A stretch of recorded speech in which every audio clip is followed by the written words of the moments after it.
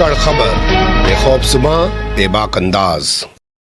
धाकड़ खबर में आपका स्वागत है। मैं आपके साथ हूं अकरम रईस खान। दुख भरी खबर से पूरी दुनिया रूबरू हो चुकी है। अब इस दुनिया में नहीं रहे हैं ईरान के राष्ट्रपति इब्राहिम रईसी और उनके साथ कई और लोग भी विमान हादसे में मारे गए। हालांकि कुछ लोग इसे विमान हादसा मानने को तैयार नहीं है, इसे एक साजिश करार दे रहे हैं। लेकिन इसके साथ साथ और भी कई सारे पहलू खड़े होते हैं इस घटनाक्रम को लेकर। क्या ऐसा पहली बार हुआ है या इससे पहले भी ऐसा हो चुका है?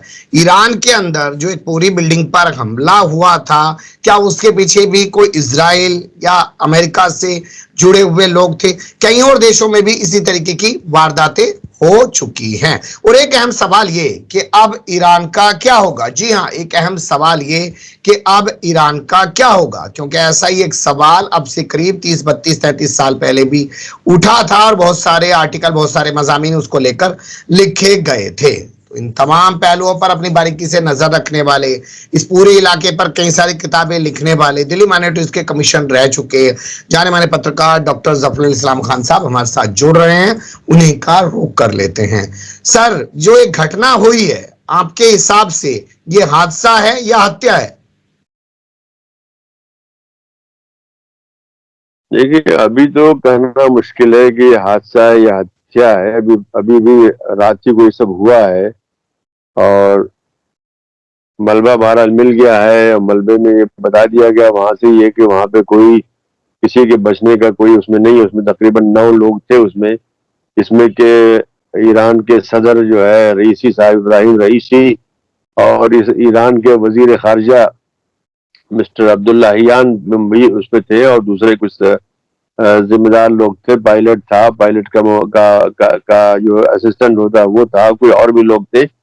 कोई 9 लोग थे उसके अंदर। तो ये लोग जो है तकरीबन गालबन जो अब तक जो इत्तला आई है उसमें से कोई नहीं बचा है और गालबन ऐसे ही होना मतलब तवक्को थी, क्योंकि जिस इलाके में ये हादसा हुआ है वो एक पहाड़ी का इलाका है। तो पहाड़ी के ऊपर अगर कोई जहाज गिरता है तो वहां पे कोई बचने का कोई इम्कान नहीं होता है, इसलिए कि जहाज गिरने के बाद फिर उसका पेट्रोल वगैरह होता है, उसमें आग लग जाती है और ये सब होता है। वहां भागने का भी कोई चांस नहीं होता है, इसलिए कि अगर कहीं पे खेत वेत में गिरे तो आदमी भाग भी सकता है, लेकिन पहाड़ के ऊपर ये मुश्किल होता है। तो अभी तो कहना मुश्किल है, लेकिन अगर पिछली बातों को देखा जाए कि किस तरह से अभी चंद हफ्ते पहले इसराइल ने दूसरे मुल्क में, शाम में, सीरिया के अंदर एक बड़े जो है फौजी जनरल को मारा था, और इसके अलावा मुस्तकिल जो ईरान के जो फौजें जो सीरिया में, सीरिया ने उनको बुलाया है, खुद से नहीं गए वहां पे जाकर के, उन्होंने ऑक्यूपेशन नहीं किया है, बल्कि उनको वहां पे बुलाया गया है उनके ऊपर मुस्तकिल हमला करना। फिर इसराइल के ऊपर फिर जो आसपास की जो ममालिक है सीरिया पे मुस्तकिल हमला करना। इराक पर इससे पहले 1980 में इराक का जो न्यूक्लियर जो प्रोग्राम था उसको तहस नहस किया। फिर सीरिया का जो न्यूक्लियर प्रोग्राम था उसको तहस नहस किया। और दुनिया भर में मुख्तलिफ जगहों पर ये कत्ल गारत ये इसराइल करता ही रहता है, कोई एकदम नई बात नहीं है। महमूद अल महबूब जो हमास के बहुत ही बड़े मिलिट्री कमांडर थे, इनको दुबई में जो है 19 जनवरी 2010 को उन्होंने उनके होटल में घुस करके कत्ल कर दिया। इसी तरह से जो इराक के जो न्यूक्लियर प्रोग्राम के जो जो जो इंचार्ज थे, जो डायरेक्टर थे, याहिया अल मशद, बहुत बड़े साइंसदान थे और मिस्री थे वो, लेकिन इराक में जो था उसके इंचार्ज थे। इनको उन्होंने पेरिस में इनके होटल में घुस करके उनके कमरे में मार मार के कत्ल किया है, पीट करके उनको कत्ल किया उनको। तो इसराइल के लिए कोई नई चीज नहीं है, ऐसी चीजें बहुत है। और अभी मैं अपने कागजात में देख रहा था तो मुझे एक बहुत ही खतरनाक चीज नजर आई और मैंने भी उसको ट्वीट भी किया है, और वो ये है कि 1960 में हमारे उस वक्त के वजीर आजम जवाहरलाल नेहरू गज्जा गए थे और गज्जा के जाने के उनके कहने के मुताबिक उन्होंने हिंदुस्तान में आकर के पार्लियामेंट में 1 अगस्त 1960 में बयान भी दिया। उसके मुताबिक इसराइल को उनके जो विजिट थी गज्जा की उसके बारे में उसको इल्म था, उनको इसराइल को मालूम था कि वो वहां गज्जा से बैरूत जाएंगे और फिर गज्जा से उन्होंने यूनाइटेड नेशंस का कोई ऐसा छोटा मोटा नहीं बल्कि यूनाइटेड नेशंस का हवाई जहाज जिसके ऊपर एकदम लिखा होता है यूएन वगैरह लिखा होता है, उस पर बैठ करके वो बैरूत जा रहे थे। रास्ते में 2 इजरायली हवाई जहाजों ने उनका पीछा किया और बहुत ही खतरनाक किस्म की मैनूवरिंग होती है, आकर के यूं यूं यूं करते हैं जाकर के वो जहाज गिर जाए या उनकी बात मान करके उनके साथ जो है चला जाए। ये तरीका होता है उनको वापस ले जाने का कि चलो इसराइल चलो। लेकिन जो यूनाइटेड नेशंस का जो पायलट था बहुत ही माहिर था, वो उससे निकल करके वो बैरूत पहुंच गया। और नेहरू ने ये बात बैरूत में नहीं बताई, लेकिन हिंदुस्तान जब वापस आ गए तो उन्होंने पार्लियामेंट में ये बात 1 अगस्त 1960 को बताई, जो बहुत ही खतरनाक किस्म की बात है। जी। और इससे पहले एक बात का मैं जिक्र कर दूं, अभी आपने इसका किया है कि ये एक तरह से मैंने भी अपनी आंख से ये चीज देखी, एक तरह से देखी, पूरी तरह से तो नहीं, कि फरवरी 1973 में ठीक है। जब मैं काहिरा में था और मैं काम करने के लिए लीबिया जा रहा था उस वक्त, तो जो जिस फ्लाइट से मुझे लीबिया यानी काहिरा से लीबिया जाना था, वो फ्लाइट लीबिया से काहिरा आ रही थी। वो लीबियन एयरलाइंस की फ्लाइट थी और उसको चलाने वाला एक फ्रेंच पायलट था। उस पायलट को उस हवाई जहाज को इसराइल ने गुमराह करके उसको और आगे सहराए सीना की तरफ ले गया और वहां रॉकेट से उसको मार के गिरा दिया। और उसके तकरीबन 112-113 उसमें जो मुसाफिर थे तकरीबन सब लोग मर गए। उसमें लीबिया के साबिक वजीर खारजा सालेह अबू यसीर भी मौजूद थे, वो और उनकी बीवी भी मौजूद थी। वो लोग मर गए, पायलट भी मर गया और इसराइल का कुछ भी नहीं हुआ। तो ये इसराइल की तारीख है। ये तो मैंने आपको सिर्फ चंद बताया, अगर आप ये कहें तो 2-3 घंटा भी बात की जा सकती है। इतना ज्यादा इसराइल का कि मुस्तकिल अमेरिका के अंदर, मिस्र के अंदर, इराक के अंदर, शाम के अंदर, दूसरे मुल्कों में, स्वीडन के अंदर, दुबई के अंदर, नहीं इस किस्म की हरकतें वो करते रहते हैं। लेकिन अब शायद वो न कर पाएंगे, इसलिए कि अब गजा के बाद उनकी पोल बिल्कुल खुल चुकी है, कलई खुल चुकी है। अब दुनिया की नजरें उन पर रहेंगी। अब इंटरनेशनल कोर्ट में भी वो जा चुके हैं, उनका मसला। लेकिन उससे पहले उनको काफी जो है एक वो मिलती थी, इच्छा मिलती थी कि कोई बात नहीं, अरे बहुत अच्छा किया, तुम्हारे दुश्मन को खत्म कर दिया और ये बड़े बाहुबली टाइप के लोग हैं जो कुछ भी कर सकते हैं। तो ये उनका एक तरह से उनकी छवि, उनकी जो है उस इलाके में और बाहर ये थी कि ये तो कुछ भी कर सकते हैं। और इसराइली फौज के अंदर एक कमांडो फोर्स है जिसका यही काम है कि वो बाहर मुल्कों के अंदर जाके इसराइल जो जिनको दुश्मन समझता है उनको खत्म करे। ठीक है, आगे वो ऐसा नहीं कर पाएगा। मामला आईसीजे में चला गया है, उसके जेनोसाइड के बारे में पूरी दुनिया वाकिफ हो रही है और उसकी 7-8 महीने के अंदर पोल खुल चुकी है। हम आगे की बात करना भी नहीं चाहते हैं। कुछ इतिहास के पन्ने आपने उल्टे। आपने 1960 की घटना का जिक्र किया, पंडित जवाहरलाल नेहरू द्वारा संसद में दिए गए बयान को बताया। 1973 की घटना का आप एक तरीके से खुद जिक्र कर रहे हैं, जिस फ्लाइट से आपको जाना था वो फ्लाइट किस तरीके से उसने पूरी कैप्चर कर लिया, फिर उसको रॉकेट से उड़ा दिया। 1960 हो या 1973 हो, हम करीब जो है 60-65 साल पुरानी बातें कर रहे हैं। ये इजराइल के लोग शुरू से ही बदमाश हैं। अरे भाई, ये वो तो इसराइल बनने से पहले भी, इसराइल जब नहीं बना था तो फिलिस्तीन के अंदर बहुत से इसराइली दहशतगर्द मिलिशिया थे, बहुत से। एक तो ऑफिशियल मिलिशिया था जो कि बरतानिया ने इजाजत दे रखी, उसका नाम था हगाना। हगाना के अलावा अनऑफिशियल मिलिशियाज भी दहशतगर्द जो थे, जैसे लेही है, एटजेल है, स्टर्न है, ये सब ग्रुप थे। और इन लोगों ने, यानी मैं समझता हूं कि तारीख का एक बहुत बड़ा दहशतगर्द, मतलब उसको नंबर 1 में रखा जाए तो कोई बड़ी बात नहीं है। 1946 में, मतलब इसराइल बनने से पहले, वहां पे काफी इसराइली आ चुके थे। इसराइल बनने से पहले सन 1946 में, बल्कि तारीख बता दूं, 22 जुलाई 1946 में उन्होंने बैतुल मकदिस में यानी जेरूसलम के अंदर एक बहुत बड़ा होटल था, बहुत ही बड़ा 5 स्टार होटल था, उसका नाम था किंग डेविड होटल। इस किंग डेविड होटल को बरतानिया की हुकूमत ने पूरा का पूरा किराए पर ले लिया था और उनका ऑफिस जो था उसी में था। मतलब बरतानिया का फलस्तीन के जो हुकूमत थी उसका ऑफिस उसी के अंदर था।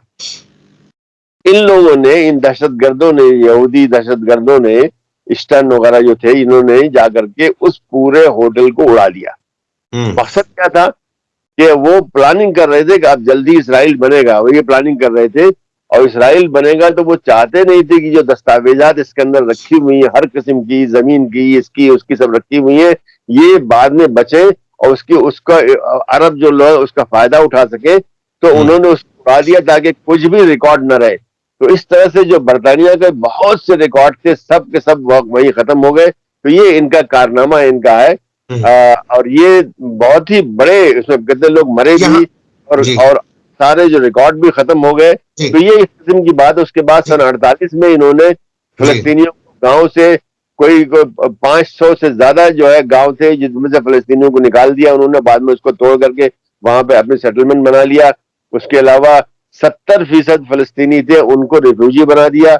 आज वही उन पर जो अटैक कर रहे हैं, जो जो जो जो जो, जो गजा में है, वो 70% जो है उनमें से बहुत से लोग वहां गए और कुछ लोग वेस्ट बैंक गए, कुछ लोग मिस्र गए, कुछ लोग सऊदी अरब गए, कुछ लोग बैरूत गए, कुछ लोग सीरिया गए, कुछ लोग जॉर्डन गए। यानी मुस्तकिल जॉर्डन की 70% आबादी जो वो फलस्तीनी है, वो वही लोग हैं जो वहां भाग के गए। तो ये इसराइल की तो बहुत ही बड़ी पुरानी कहानी है। इसका इसका क्या हम जिक्र करें, बहुत बड़े वाकयात हुए हैं उसके अंदर। कासिम में इन्होंने, कुफ्र कासिम 1956 की बात है, जब उन्होंने अचानक लोगों को बताया। 1948 से लेकर के 56-57 तक जो है वहां पे जो अरब जो आबादियां थी, उनमें कर्फ्यू होता था। दिन को आप काम कर सकते हैं, रात को आपको अपने घर में होना है। अगर रात को आप घर में नहीं होंगे तो आपको यहूदी कहीं भी कत्ल कर सकता है, मतलब फौजी जो है इजरायली कर सकता है। तो ये बात जो है 1956 की बात है। उसमें अचानक उन्होंने, इजराइल ने दिन का कर्फ्यू भी कर दिया। अब लोग नहीं मालूम था, लोग जो है अपने खेतों में गए हुए थे, लोग अपने बागों में गए हुए थे, लोग अपने बाजार में गए हुए थे, किसी को मालूम नहीं।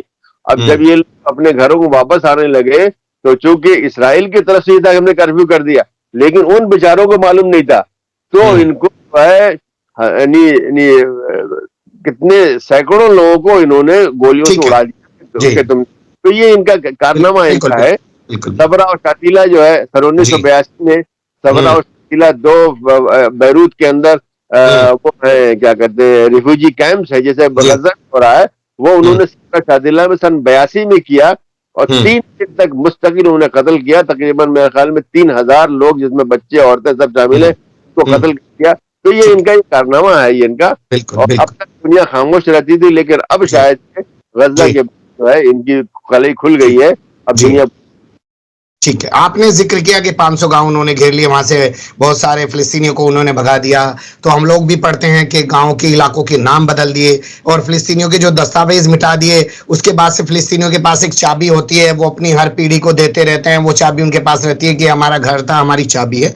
वो एक लंबी अलग चीज है। लेकिन अगर हम 1948, 1956, 1960 के इन वाकयात पर रोशनी डालते हैं, नजर डालते हैं और देखते हैं, तो क्या ये बगैर अमेरिका के हो रहा होगा, बगैर ब्रिटेन के हो रहा होगा, या पहले ही दिन से इनके पास इतना सब कुछ था कि सब कुछ कर सकते थे? देखिए, जो मैंने जिक्र किया कि बरतानिया ने इनको इजाजत दी थी एक गैर कानूनी फौज बनाने की, जिसका नाम था हागाना।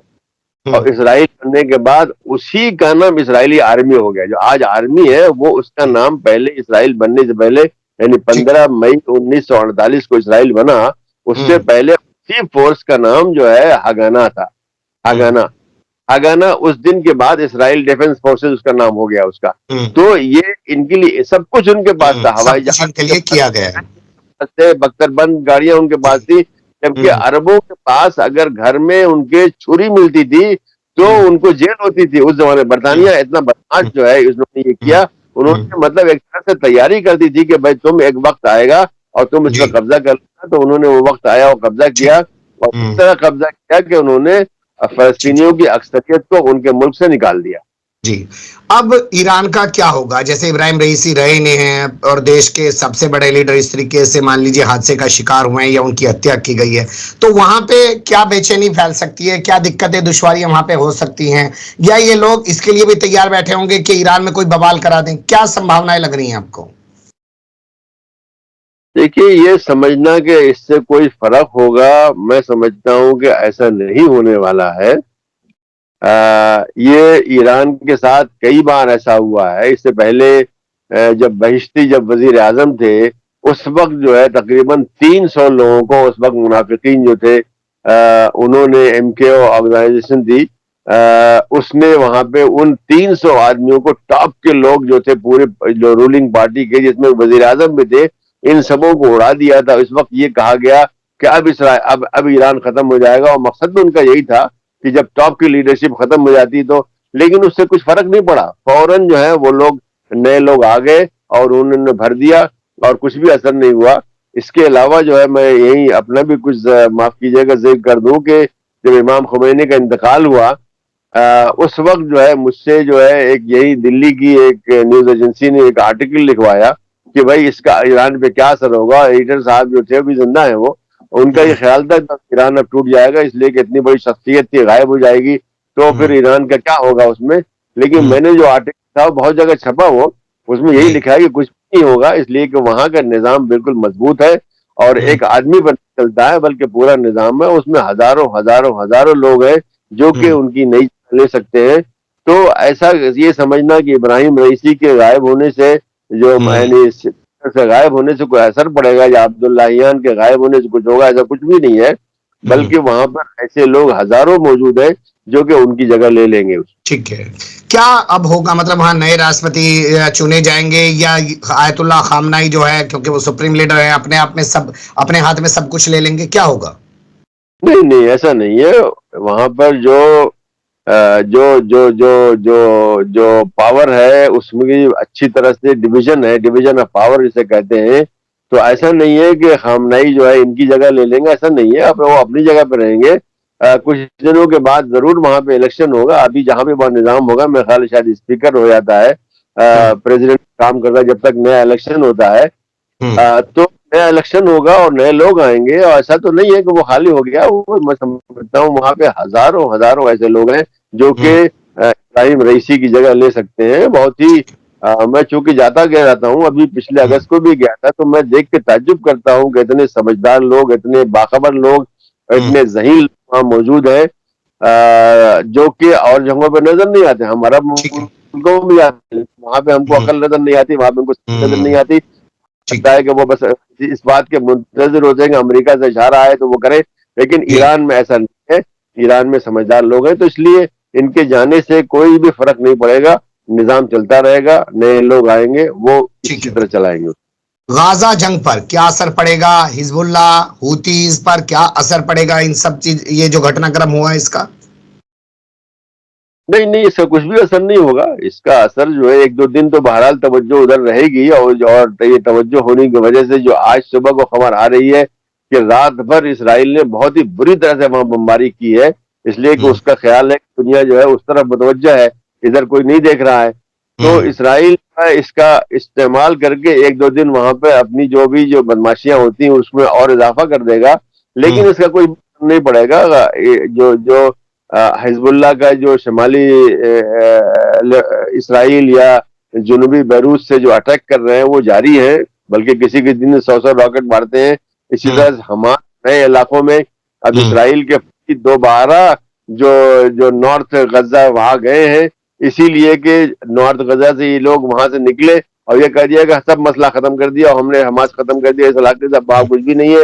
लेकिन अब देख रहे हैं कि वहां पर हमास पूरी तरह से काम कर रहा है, इसराइलियों पर अटैक कर रहा है, इसराइल के अंदर अटैक कर रहा है, रॉकेट मार रहा है, अस्कलान वगैरह जो दूर है वहां पर जो है मार रहा है। तो इसका असर कुछ नहीं पड़ने वाला है, बल्कि मैं समझता हूँ कि ये जो जंग है, जिसको कि असल में नेतन्याहू सिर्फ अपने आप को, अपनी चमड़ी बचाने के लिए जंग को तूल दे रहा है, लेकिन इसराइल काम हो चुका है और उस नाकामी और भी बदतर होगी जितना दिन गुजरता जाए। ठीक है, मान लेते हैं कि कल को अगर जांच के दौरान ऐसी कोई बात सामने आ गई कि ये हादसा नहीं है, हत्या की गई है, तो ईरान क्या करेगा? वो इसराइल पे हमला करेगा? अब मेरे तो ख्याल में ऐसे ही है। उन्होंने पहले भी कहा हुआ है कि अगर इसराइल ने हमारे ऊपर अटैक किया तो हम उसको सबक सिखा देंगे उसको, और उनके पास मौजूद है, उनके पास बैलिस्टिक मिसाइल जो कि 2000 किलोमीटर जा सकते हैं और वो एक दो मिनट के अंदर वहां पहुंचते हैं। जो पहले उन्होंने भेजा था वो तो बहुत ही मामूली किस्म की चीजें जो थी, जो कि घंटा दो घंटे के अंदर वहां से जो जो ड्रोन वगैरह भेजे थे, गए थे वो, उन्होंने जानबूझ करके ऐसे इलाकों को मारा था जो कि सिर्फ फौजी थे, इसलिए वहां पे कोई ऐसी बड़ी घटना नहीं हुई, लोग मरे वरे नहीं। लेकिन उनके पास मौजूद, उन्होंने दिखा दिया कि टेक्नोलॉजी हमारे पास मौजूद है और वो सब बैलिस्टिक मिसाइल वगैरह हमारे पास मौजूद है, दिखा दिया। तो अगर ऐसा साबित हो जाता है, मैं समझता हूँ इसमें दिल लगेगा। इसराइल ने अगर कुछ किया होगा तो बहरहाल इसकी कुछ न कहीं उसको छोड़ा होगा, इसलिए कि जो फुटप्रिंट बोलते हैं, इलेक्ट्रॉनिक फुटप्रिंट कहीं न कहीं मिलेगा। और अगर ऐसा मिलता है तो यकीनन ईरान की तरफ से उसका जवाब आएगा, और आया तो मैं समझता हूँ कि बहुत बड़ा वाकया होगा। बल्कि अभी कल से कुछ लोग हो रहे हैं कि अगर ऐसा हुआ तो शायद तीसरी जंग शुरू हो जाएगी, इसलिए कि अगर ऐसा हुआ तो फिर अमेरिका भी सामने आएगा, अमेरिका आया तो फिर वगैरह भी सामने आ सकते हैं, तो एक बहुत बड़ा मसला पैदा हो जाएगा। तो इसराइल ने अगर ऐसा किया है, और ऐसा कोई बहुत ही बैद भी नहीं है, मैं तो कुछ भी नहीं कह रहा हूँ, लेकिन मैं कह रहा हूँ कि अगर ऐसा हुआ है तो कोई बहुत ही अजीब बात नहीं। इसे इसराइल आज से नहीं बल्कि जब से वो पैदा हुआ है यही सब काम कर रहा है। बिल्कुल आप सही कह रहे हैं कि जब से वो अस्तित्व में आया तब से ये तमाम चीजें करता जा रहा है, उसका एक पुराना इतिहास भी रहा है, और अगर इस घटना के पीछे उसका हाथ मिलता है तो अंजाम तो बहुत बुरा होने वाला इस पूरे इलाके का, और शायद दुनिया के लिए कि भी वो बहुत खतरनाक साबित होगा। तीसरा विश्व युद्ध शायद यहीं से उभरेगा। अब दुनिया बचेगी क्या होगा, क्योंकि अब तो सबके पास परमाणु है, और कहते हैं कि ईरान के पास भी ढके छुपे अंदाज में परमाणु हथियार तैयार ही है। बहुत शुक्रिया, आपने बहुत बारीकी से तमाम चीजों पर रोशनी डाली। फिर आपके साथ किसी और मुद्दे पर जुड़ने की कोशिश करेंगे। मेहरबानी।